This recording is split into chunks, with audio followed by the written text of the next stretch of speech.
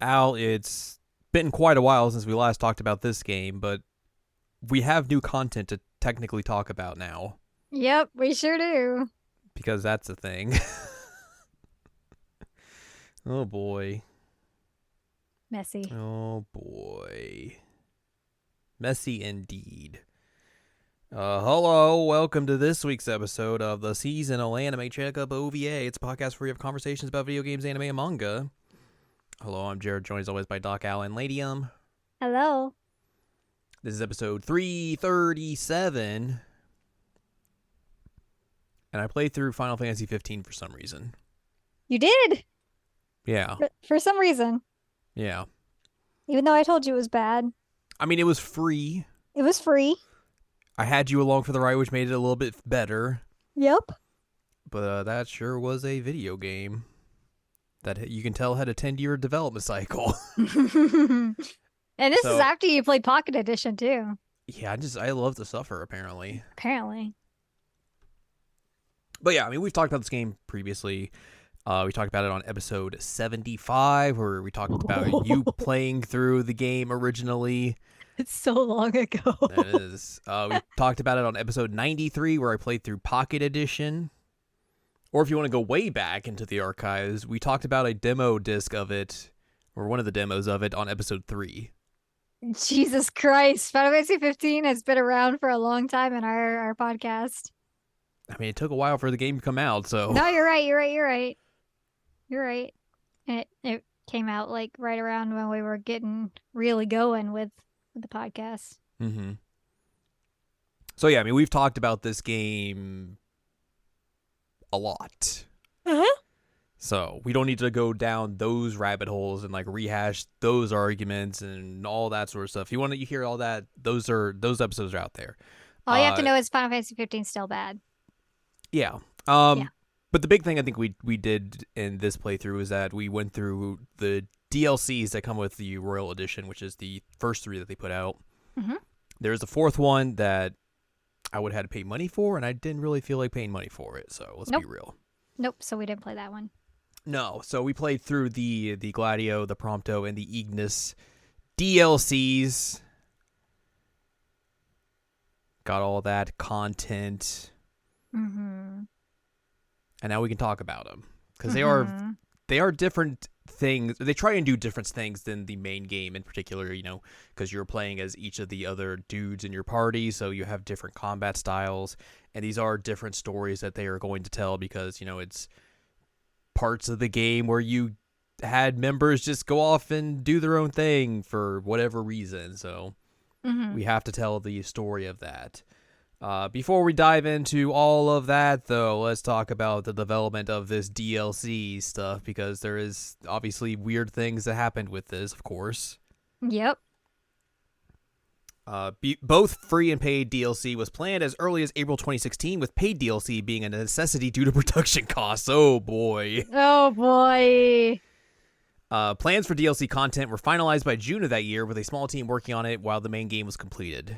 The main aim was to make players feel they had made a good purchase. That's usually how all things are. Full production began after the main game was completed in November 2016. The DLC development was handled by Haruyoshi Sawatori, who took over as producer when Tabata saw the game would not make its projected September 30th release date. Tabata continued to focus on polishing the main game, while Sawatori created the DLC with a group of core developers, although Tabata continued to oversee their production. While having story-based DLC focused on each character may be perceived as undermining the main appeal of the story, Sawatori noted that the breaks gave characters a chance to grow as individuals before returning to and strengthening the group. Square Enix insisted when the details were announced that the DLC was not content cut from the game itself, but original content to add new experiences for the players. Except for the fact that it's very clear that they were cutting out segments that they were like, hey, you can see what happened later. We talked about this when we were playing through the game itself, but like it's very weird that when they did that big Royal Edition version of the game, which had all the DLCs in it and everything, that they didn't just plop these into like the main story, Right, they just didn't slot them in where they go. or at least like just give you an opportunity to play those at that time if you wanted to. Right. but it said like you'd have to do it like on your own time, or like you'd have to manually go out and like, oh well, this character left and is back now. Now I can go play that DLC and see what happened, all that sort of stuff. It's very weird that they didn't try and do anything of that note. But again, with the stuff that we will talk about later, it makes sense maybe why that didn't happen. But it seems like a blatant lie that they're like, it's not content cut from the game itself, because there were very obviously gaps left in that are made for DLC filling that up. Let's go back here to development. Okay, sorry. No, you're fine. On the launch date of Final Fantasy XV, a Day 1 DLC patch was released called the Crown Update. In addition to gameplay updates such as galleries and the ability to summon monsters to fight, CGI scenes from Kingsglaive and the Omen trailer were added, and social media functionality was incorporated to allow pictures taken in-game to be uploaded on Facebook and Twitter. The content was the result of added development following the completion of the game. That Omen trailer is probably the coolest thing of Final Fantasy 15. Yeah, because you think of it, you look at it, and you're like, is this Final Fantasy Versus 13? Following the game's release, Square Enix received feedback on aspects relating to its story content and a sequence during Chapter 13 of the main story where the gameplay style and difficulty shifted drastically. To this end, Square Enix announced free DLC updates that would tweak the gameplay of Chapter 13 and add further story-based cutscenes to expand upon character motivations left unexplained in the base game. The planned DLC include 2 in-game item packs and 3 story episodes, which featured Noctis' companions as playable characters and was termed an online expansion pack. The contents of the online expansion pack is offered alongside a co-op mode for up to 4 players titled Comrades as Season Pass content. No. The amendments to Chapter 13 and other late-game portions were released on March 28, 2017. In March 2018, an upgraded version of the game was released for PS4 and Xbox One as Royal Edition, and for Microsoft Windows as Windows Edition, which contains all post-launch content published to that point, in addition to further story and gameplay additions. Players who own copies of Final Fantasy 15 had the option to purchase the Royal upgrade to access the additional content, which include new narrative content, free roam sea traversal, an expanded in-game dungeon, and the Armiger Unleashed ability. Why would you want an expanded in-game dungeon? In response to popular demand, the team decided to extend DLC support into 2018, focusing on content to expand character stories in the world's lore. The new series of content called The Dawn of the Future would focus on creating a new storyline while tying up any remaining loose ends that players found within the storyline and lore. Planning for Episode Arden originated with the development of Episode Arden Prologue, a short anime feature detailing Arden's original fall, released on February 12, 2019. An anime short was chosen as his format DLC was scheduled to end with Episode Ignis at that point in time. The anime short was produced by Satelight under Square Enix's supervision. Once the decision was made to continue the production of the DLC, the team decided to further explore Arden's backstory in a playable form. According to its lead staff, the aim was to show more emotion in Arden. More acrobatic gameplay from Episode Ignis was incorporated in Episode Arden, and during this period, production shifted from Business Division 2 to Luminous Productions, who worked simultaneously on the post-release content and their new IP. However, due to structural changes within Square Enix as a result of Tabata's departure from Square Enix as well as Luminous Productions' decision to focus on the development of their IP, a final decision was made to cancel all post-release support and planned DLC by late 2018. Story material for the Dawn of the Future DLC has been since turned into a novel of the same name. Cool.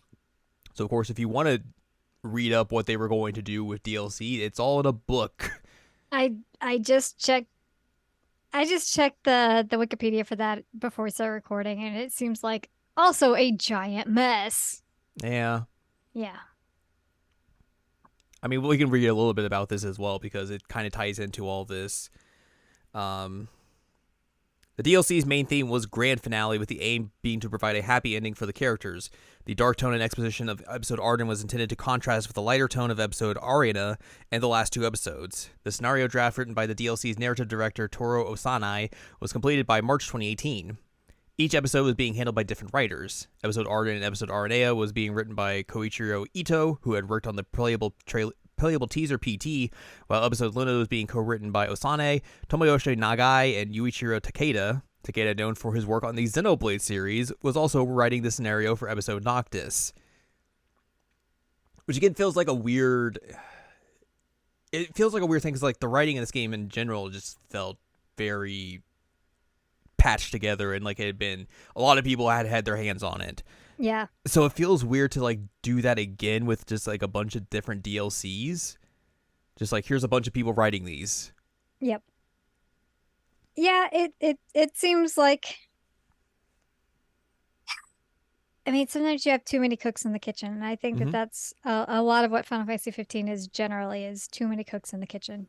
Yeah, no, I think that's completely fair. I mean, a lot of games that have the development cycle or like a very long and arduous development cycle, like Final Fantasy 15 did, where it starts as one game and becomes a completely different game altogether. A lot of those kinds of problems are going to show up in one way or another. Right. But Uh, also, like, I don't know, stop continuing those issues. yeah, I mean, look, you could have probably hindered a lot of those issues if you decided not to make this a giant multimedia story. Ah, but the guy on Reddit said that's how Final Fantasy always is, and that people should You got to read all of the you gotta read the book, and you gotta read all the books in the game, and you gotta watch the anime, and you gotta watch the movie, and like, sorry you're lazy, all of it's available for free on the internet. It's not. the lore. The lore. It's like, bro, that's not how Final Fantasy works, but whatevs. But yeah, it probably would have been a much better experience if they just like focused on the game itself and that's it. Yeah. Yeah. But again, like But that's not you, how it worked. no, and you have to imagine as well. There's probably a lot of internal pressure within like Square Enix for them to be like, we need this game out. Oh We yeah, need to put this game out now. 100%. Uh, this is more about like the cancellation stuff. During this period, the game's original director and later producer Hajime Tabata was losing interest in the project and wanted to go on his own path without inconveniencing anyone. And about that, buddy. Yeah. After internal discussions, Tabata decided to leave Square Enix and form his own studio. The company parted with Tabata on good terms, but the decision was made to cancel the second series DLC and end post-release support for the game, which again was a very wild and weird video or live stream they did. Oh right. That was one of the most awkward things I've ever watched. Yep. At the time of cancellation, episode Arden was almost complete, and the other episodes were at various stages of completion or drafting. After internal discussions about what to tell the public, they finally announced that the remaining episodes were canceled. Episode Arden was released in March of 2019. Despite the cancellation, Square Enix looked into an alternative way of releasing their planned story. The unfinished content was turned into a novel written for long-term fans of the game to provide closure for the project and its universe. Square Enix hired Emi Nagashima, who had previously written supplementary materials for Final Fantasy XIII and Nier Automata. Writing under the pen name Jun Eishima, Nagashima based the novel on materials from the Final Fantasy XV development team, including Osanae's story draft. There were mixed feelings from staff about turning the DLC into a novel, including from Nagashima herself. Osanae was worried about that the narrative would be destroyed by the format change, but he felt Nagashima succeeded in turning the DLC narrative into an effective novel. The novel adapts episode Arden and follows a scenario where Arden rejects his fate. The developers confirmed that the canon option was for Arden to accept his destined death. So literally this book is the canon ending. Sure. I mean, that's what I'm reading here. I mean, you had to get a book in there to complete the full like multimedia pyramid or whatever you want to call it. We got the game, we got the anime, we got the movie, now we got a book. Everything's here. We got it all. Hey, they did music for these DLCs. Did you know that? Yeah, I did know there was music in the DLC. Well, here's the people who did music for these DLCs. Keiichi Okebe contributed Shield the King and arrangement of the battle theme Battle at the Big Bridge episode Gladius. Naoshi Mizuta was responsible for the main theme and selected tracks for episode Prompto. Yasunori Mitsuda composed 3 pieces for episode Ignis, while others were contributions by Tadayoshi Makino and Tomomichi Takeoka. The base game's primary composer Yoko Shimomura composed Apocalypse Magnetis. The theme song for Comrades Choosing Hope was composed by Nobuo Uematsu and sung by Japanese vocalist Emiku Suzuki. Yikes. Additional music for Comrades was composed by Suzuki, Makino, Tsutomu Narita, and Tomomichi Takeoka, and Tai Tomisama from Makino's company Spin Sulfa. The music for episode Arden was co-composed by Kenji Hiramatsu and anime composer Taku Iwasaki. And this is the only part of the episode Arden that I think would be interesting to us. Rap sections for the track Condition to Hate were performed by Lotus Juice. Nice! Kenji Hiramatsu worked on Xenoblade. Of course. I recognize that name. No, it just makes sense. Yeah. I think Taku Iwasaki is also like the dude who did he did Battle Tendencies OST. Really? Mm-hmm.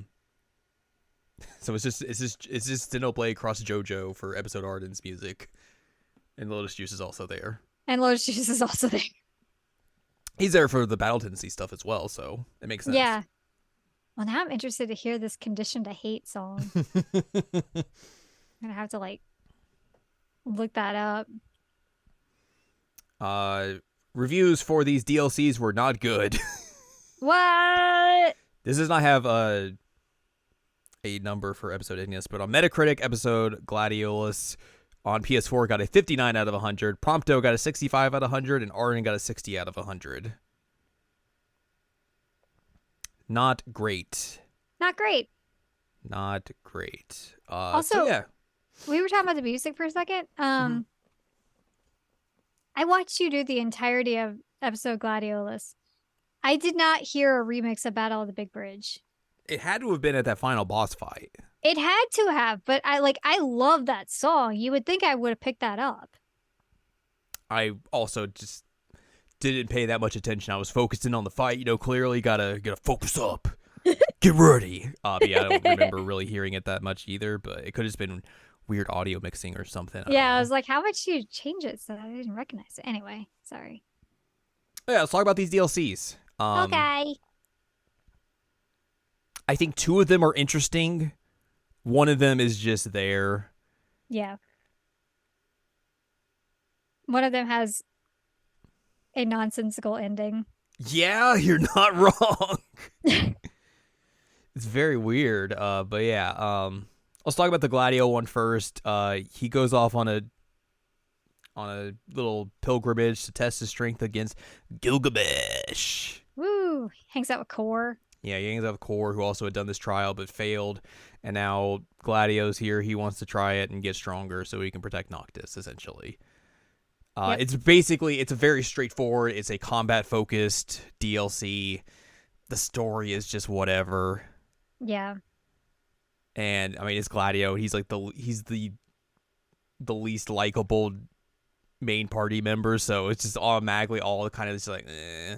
It's bad when you're the least likable when literally Noctis is there. Like, yeah, it's true. Yikes, my guy. But also, I was so mad because he made the same joke in both the DLC and the main game. And I'm like, bro. The person who wrote that joke was like, this is great. This is really good. It's great. It's like, oh, God, really? Really? Yeah, like they do a little bit of difference for his combat style where, like, if you block and counter, you gain more rage meter, and that allows you to do more damage and everything. But like, it's pretty straightforward and like very similar to what you'd be able to do with Noctis or just like any action game at all. Hanging out with Core was cool because Core's okay. He's a decent side character. I mean, to be fair, I feel like a lot of Final Fantasy 15 side characters are very inoffensive, so yeah, there's that. Gilgamesh looked very weird in this game. Yeah. But I feel like I'm just used to his like Final Fantasy V look in particular, so maybe it's just that, but it's just very weird. But yeah, it's, you have Gladio, he defeats Gilgamesh, he gets a sword, and then he feels like he's stronger now and gets a big scar on his face and his chest. Although we were wearing a tank top, so we didn't see when the chest one happened. It's true. It's very upsetting, but not Is really. No. The Prompto DLC. It's a little bit different because it allows you to play it kind of as a third-person shooter, but also kind of not. Yeah. It's only for certain weapons. It's a third-person shooter. Other weapons, it's just regular Final Fantasy 15 combat. Yeah. This takes place after Prompto falls off a train and goes missing. After Noctis Arden, throws him off a train. yeah, Arden tricks him. And then Prompto, it's very sad boy hours for Prompto. Big time sad boy hours. Big time sad boy hours. I mean, I'll give him credit for trying something different with like the shooting stuff. It didn't feel great. Right. But at least it was something different to like just change up the monotony of the combat in this game. So there was that. Got to fight a weird giant monkey. Yeah, that monkey was weird. Okay. So that was something. Aranea shows up and she's cool. So there's that. Get a snowmobile.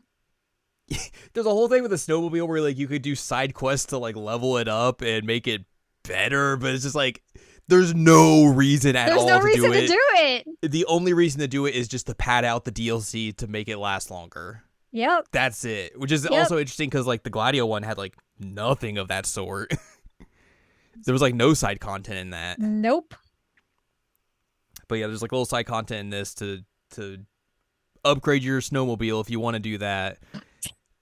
Japanese games and having an open snowfield, gotta put your character on a snowmobile. Yep. It's just the classic formula. Yep. This one was fine. Sad boy hours. Big sad boy hours. Like the whole thing about Prompto, like figuring out like, hey, I'm not a weirdo, even though I'm like a clone now and all. I learned my backstory. This is whatever. It's whatever, and like I don't know, it explains how he just shows up in the main game. He's like, oh, by the way, I can scan this thing. Ha. Yeah. Which is not really addressed in the main game at all. But also this one has a very strange ending. Because like he gets free of the right. Yeah. Yeah, he gets free of the facility. Kills his dad. And then he kills himself, sort of. Leaves Ardea in the snow. Yeah, he kills his dad clone. And then he's like going off on the snowmobile to get to like Gralia. And Arden is like on top of a mountain and sings the da da da da da da da da. And then like it cuts to the credits and Prompto is crucified. Yeah, no mention of like why that happened or like how exactly it happened. I mean, obviously he got kidnapped again and obviously Arden kidnapped him, but like I figured there would at least be some scene to explain the from point A to point B there. Right, like how do you go from riding a snowmobile to being crucified? I mean, that's what they said about Jesus as well. Oh no, and like all cut up and stuff. Like obviously the explanation in this game usually if something's weird, Arden did it, but like I don't know, it would have been kind of cool to see how that happened. Because I think that was the thing we were like curious about of like how did this happen, and it was like nope, we're not going to tell you. Well, and I even said when we were playing the game, I was like, oh, I'm pretty sure they tell you in the Prompto DLC. No, they don't. They do not. They do not. So yeah, there's Prompto. You get to go pew pew pew a little bit and be sad. And then you get the Ignis DLC, which takes place during the big fight against Leviathan in Alticia. And you have to go rescue Noctis and Luna, or attempt to essentially from all the bad stuff that's happening. This was probably the most interesting in terms of like what they try to do gameplay wise, because they like turned that map into like where you could like take over sections from the Empire essentially, and do things like that. It was probably you had a hook shot for like 5 minutes. You had a hook shot, yeah, that was pretty good. And then they took it away. That was not so good. But by the time they take it away, it's kind of like they're going to lead you down a very linear path, so you really don't need it, but it is kind of a disappointment. Yeah, but the hook shot was a good idea because that place sucks to get around. Yeah, it does. So that was very nice. Ignis's combat style is a little bit different as well, because like you can have these elemental daggers which you can do different things with. Like you have them for fire that like is for solo enemies. Essentially, ice is for like, multiple enemies, and then you can use lightning to like dash back and forth to catch enemies who are far away and everything. He's also very acrobatic. Very acrobatic. This is probably the most interesting story-wise the DLCs get. It feels like also like the most story the DLCs get. Yeah, it's definitely the most story, especially since you have to play it twice. Well, not the ending twice. The ending twice. But yeah, like a lot of this is like Ignis trying to get to that little area where Noctis and Luna is, and then he runs into Ravis, and like they start to team up. Even it's very much like unwilling allies, but we're gonna team up. And my enemy is my friend. Yeah. Also, I'm going to turn my back on the Empire now because they're very stinky, and I need to save my sister.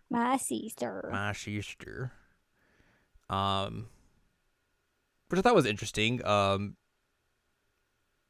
You have to fight him at one point because he gets very upset when he sees Luna's dead, and he's like, "Arg, angry. What if I just kill Noctis now?" And you gotta beat him up and knock him into his senses, and then Arden shows up and is like, "Well, I'm just gonna be very about all this." And then Ignis does not eat the king ring, which is very disappointing. We both wanted to eat the king ring so bad. It was right next to his mouth. He could have done it. But you see, like, you see how he loses his eyesight. At least they tell you that. Yeah, they do tell you that. Where he puts on the ring to gain some power to fight off Arden to save Noctis and everything, and doing so sacrifices his eyesight and everything. And then that leads into the rest of the game and all that. And you get this little moment with him and Noctis near the end of the game, and they recreate this handshake they did when Ignis first met Noctis and everything. And then also kids. Yeah, and then also they're like, "Oh, by the way, there's a secondary option you could choose at the end of the fight, because there was a prompt that shows up, like Arden's asked like, "Hey, do you want to join me?" And there's like one option, it's like fight him off. I was like, okay. And we're like, why is there an option? You don't have an option. This is the only choice. Yeah. But if you go back and do it again, a second choice pops up where you can like go with him, kind of, sort of. Play along. Yeah, and like it basically takes you to Grallia, where the crystal is, and you fight Arden there, and you put the ring on and try to use all its powers, but you gotta sacrifice yourself. Sacrifice. But you beat up Arden and you win, kind of. But then you're supposed to die, but Noctis uses the crystal to, I guess, heal you, and then he goes into the crystal, and then the events of the end game kind of happen, but Ravis is there as well. He's alive. You're alive. You can see. Oh my god, his facial hair. Oh, his facial hair is very bad. It's so bad. Like, he's only supposed to be like 38, so he's not supposed to be like a grandpa or anything. But he just looks like he looks like he's going to be the next Sid. He really does. Like, oh my god, you have not aged well, my friend. Yeah, no one gets good facial hair when they age all these characters up. No, they do not. But yeah, like, presumably you make the darkness go away, and then Noctis lives somehow, and everyone's happy. It's very weird. And he becomes king, and there's this part like at the end where he like moves his mouth and saying something to Noctis, but there weren't subtitles. And I got curious and I looked it up, and apparently it's just saying Your Majesty. That's kind of what I figured it would be. It's like, why wouldn't you voice that? It's one line. Weird decisions all throughout this game, let's say. Yeah. So I mean, like, that's two alternate endings now where Noctis can somehow survive. Yeah, very weird. Very weird. Which I guess, like, if they were, like, the original plan was this for be the last DLC, so, like, this would be it. This would be your alternate ending. But then they were like, oh, I guess we'll do more. So, in context, I feel like if they had done just those 3 DLCs and that's it, like, that would make sense of, like, here's your alternate ending. But then you go make another alternate ending on top of that, it's just like, oh, boy. That you're now claiming is canon somehow? Weird. Very weird. You want to hear a description of the episode Ardent DLC, because we didn't play that? Sure, hit me. In episode Arden, a prequel to the base game, Arden is revealed to have been imprisoned by Angel Guard for 2 millennia, or on Angel Guard, but for 2 millennia by his brother Somnus after the Astrals denounce him by absorbing the Star Scourge from victims. Arden's beloved, Era, Luna Freya's ancestor, was killed during the confrontation before Arden was sealed away. When Arden led an assault on Insomnia sometime after his liberation from Niflheim, he discovers that he was chosen by the Astrals to become a sacrificial vestige for the Star Scourge. He reluctantly submits to this fate in exchange for revenge against Somnus' bloodline. So there's that. Now you know all you need to know about this guy. So that's the same prison that you wake up in as Noctis when he's 30. Yeah. He's still a very boring villain. Oh, yeah. I mean, that doesn't give me a whole lot of information at all about him, so don't really care that much about him. I don't really care that much to pay $5 to play this. No, absolutely not. For an hour's worth of story. Yeah, no thank you. Because these DLCs are also, like, short. I mean, they're also, like, I guess if, like, it's $5 a pop for them, like, sure. Mm-hmm. But, like, they're both about, like, or all three of them were about, like, an hour and a half in length. So, if you're looking for just, like, a ton more story or anything like that, you're not really getting that here. Only a little smidge. Little smidge. Why? But yeah. Why? Why? Just why? Why? Why? Also, I've mentioned this before, but like with adding in some of these, like, oh, your ancestor and my ancestor were in love things. It's like, oh, we're getting real close to some like family boinking family territory. Which I mean, they knew how to get realistic with kings and stuff. With in monarchy. The king story, yeah. Yeah, no, it's fair. You're right. Still unfortunate. Oh yeah, of course. But that's the DLCs. We played them. Yep, we sure did. They were a thing.